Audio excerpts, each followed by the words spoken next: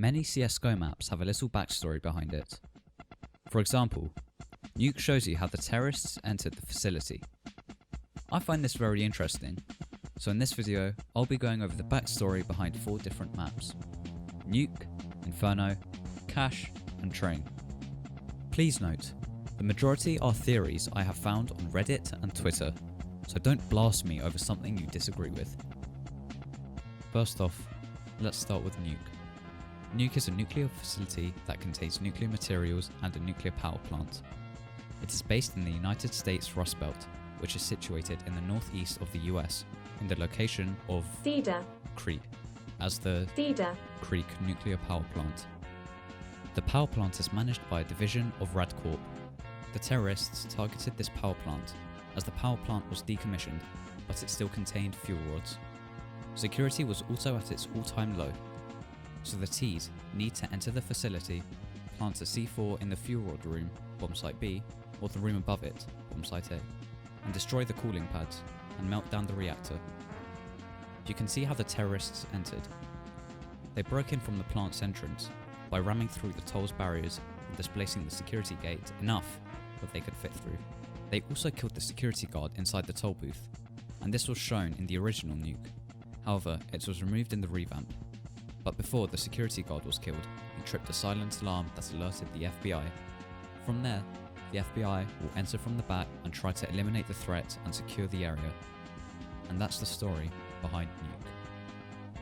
Another map we will talk about is Inferno.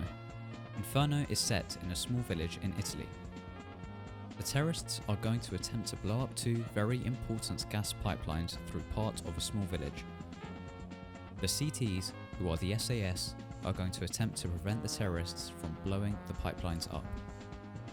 The terrorists have entered the village from the back, and this is shown via the gates at T-spawn. The CTs have entered the village from the main entrance, as you can see here. A theory that is suggested states that the music you can hear in T-spawn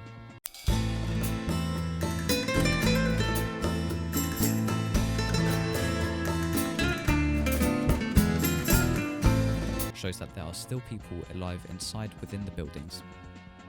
There isn't really that much of a backstory of Inferno, but this is all there was to find. The third map we will talk about is Cache. Cache is a hidden weapons cache located next to Chernobyl in Pripyat, Ukraine. Before the nuclear disaster, it was occupied by the Soviets' Red Army. Weapons, explosives and vehicles were stored and looked after here, but after the explosion, the cache became empty and was abandoned due to the danger of radiation. I don't know the motives of the terrorists, so I won't assume anything. There are 2 ways the terrorists may have entered this place. They either jumped onto the carriage and jumped over the fence, or they went around this old gate. The CTs have entered through this old garage which is situated at the back. The final map we'll be talking about is Train. Train is a disused train yard somewhere in Ukraine that was used in operation during the Soviet era. Many people say that this map is situated in the Donbass region, but it is unknown. Mainly cargo and military equipment was transported here. The terrorists are assigned to blow up a payload on 2 trains, also known as bomb sites A and B. The terrorists entered by ramming their vehicle into the fence, and the CTs entered through one of the entrances towards the back, next to the loading/unloading area.